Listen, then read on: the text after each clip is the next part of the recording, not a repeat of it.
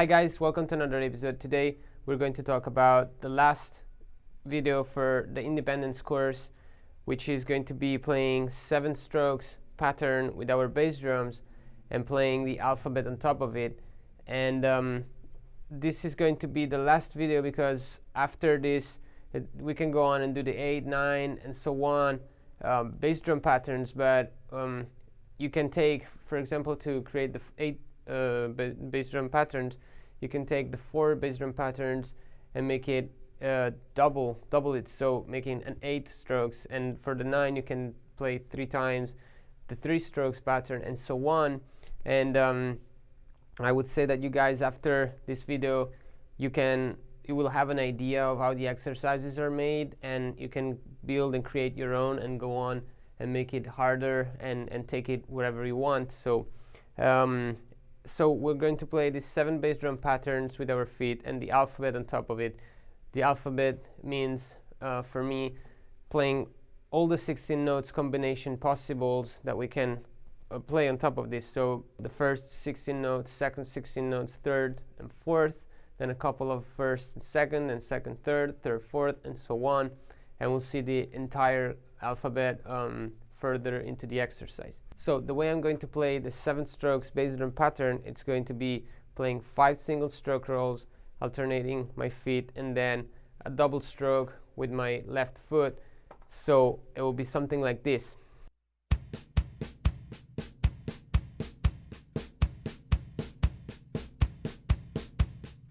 As we can see, with my right foot I'm just gonna play single stroke rolls, and this is going to be my main reference for this pattern, meaning that I will just keep in mind this 3 bass drum and I will play everything else on top of it, because it'll be easier for me to just hear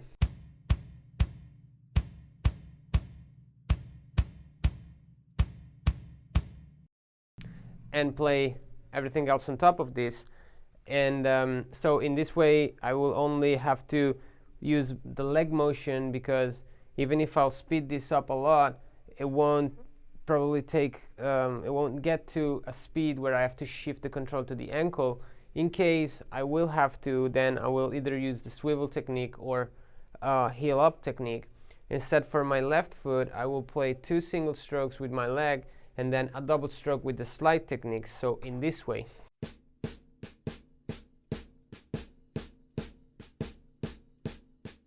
So the good thing about the slide technique for me is that it allows me to have even sound among the strokes, so I don't have any stroke louder than the other, and it allows me to keep the leg motion going even in the double stroke, because it's still going to be a leg motion with the adding of a tap stroke with my ankle. So the main muscle will always stay in the same timing, and that will help me to stay in time, so I have a good timing.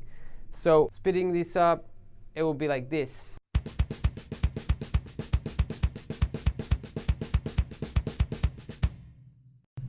Okay, perfect.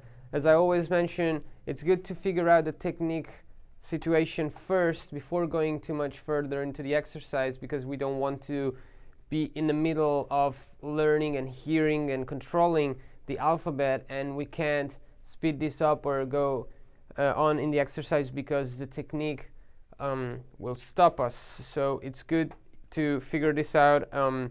You know, there's who's going to be comfortable with the slide technique, there's who's going to be comfortable with heel toe or other double stroke technique.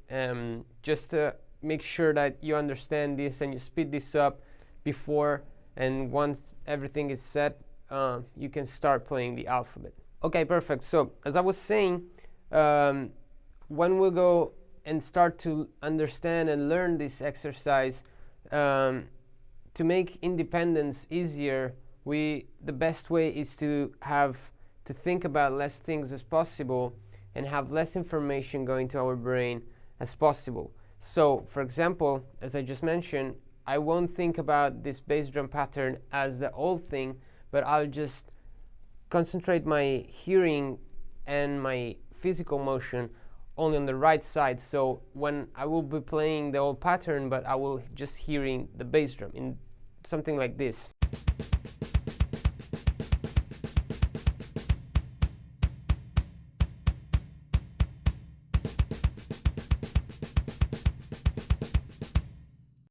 Okay, so if we start to put, for example, the first accent on this pattern, and we will start to understand this dividing the hearing.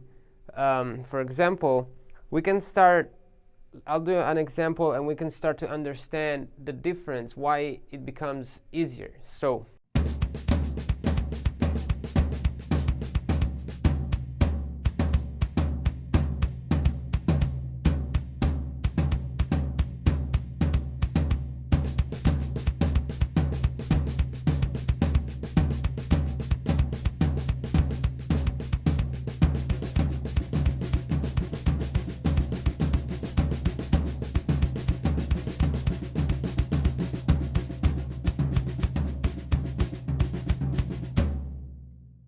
okay, so I don't know if you hear the difference while I play this, but for me it makes a huge difference to just play the right foot and then put everything together. But a good way for me to not get confused and not get lost is when I play also the left foot, I just keep my concentration and my hearing and listening to the right foot, so that I always have that as a reference. So this is a good way to clarify and make the exercise easier.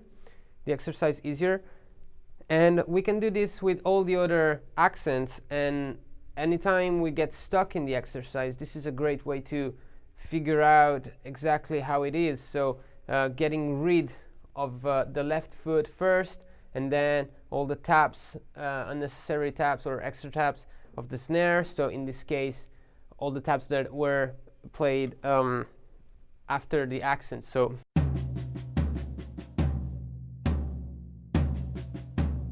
okay, all the taps on the snare, so that we really go to the bone of what we're playing and we understand where the accent fall in reference to my right foot. So for example, I was thinking of like my physical reference on this part of the exercise that I just played. I think of playing the right hand or the accent unison to the first and third stroke, and then I just shift this accent, or actually the bass drum, because the bass drum is the one who's moving, for 1/16 notes every time. So it's going to be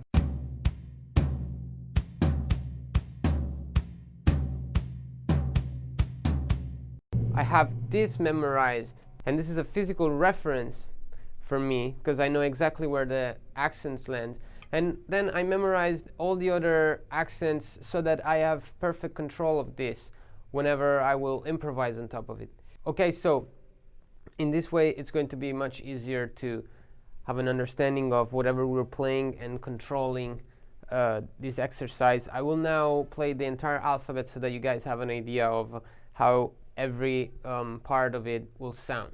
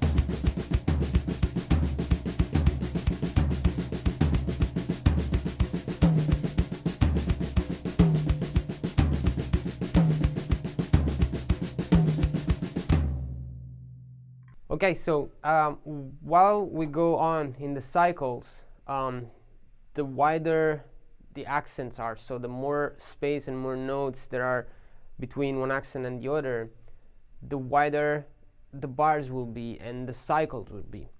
Meaning that, for example, when I play 5 on top of 7, I know that after 5 times that I play the bass drum, I will start everything else with my left hand accenting. So in this way, I will just play the accents with my bass drum and the 5 strokes with my hands, so that maybe it's a little bit clearer and easier to understand, but it's going to be something like this.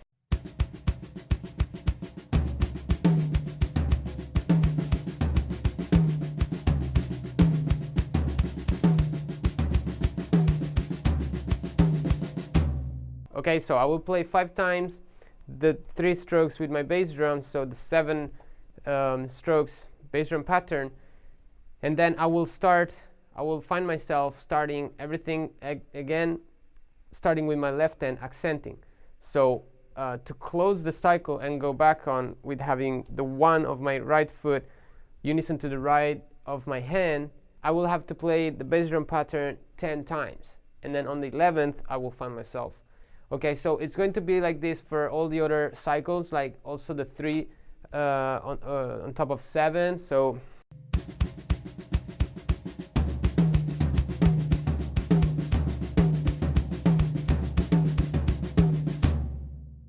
okay, so if even playing it and getting rid of information becomes too hard, you can write it down, or you can take the PDF from the exercise and you will have everything written down there, and just memorize where the accents fall. You can, take the paper and see exactly and memorize, okay, the first stroke is 1 unison to 1. Second stroke is going to be the upbeat of 1 of the second time I play the 3 strokes, so something like.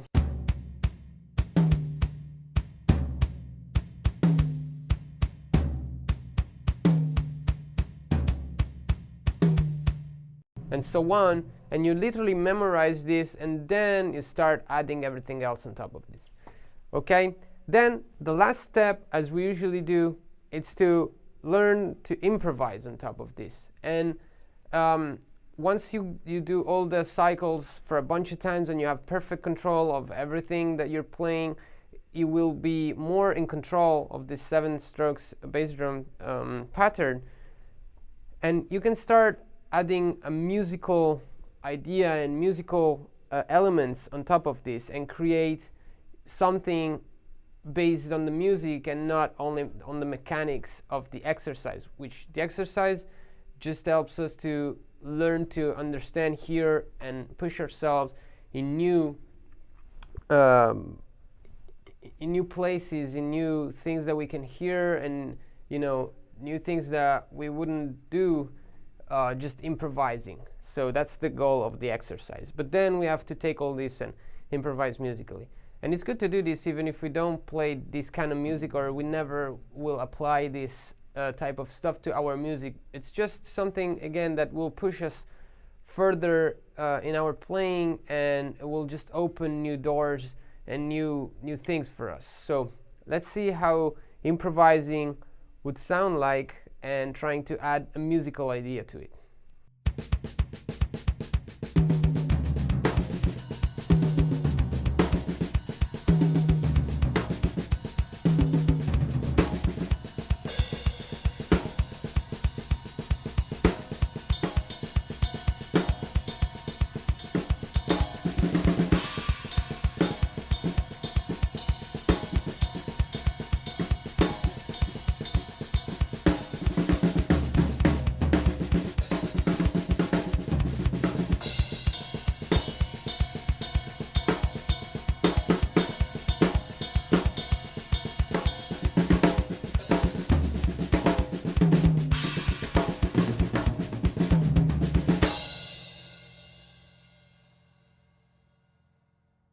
Okay, perfect. So we got to the conclusion of this course, and I think It's a very good way of breaking down and understanding the independence mindset to practice this and to develop everything in a better and easier way so that we have perfect control of it.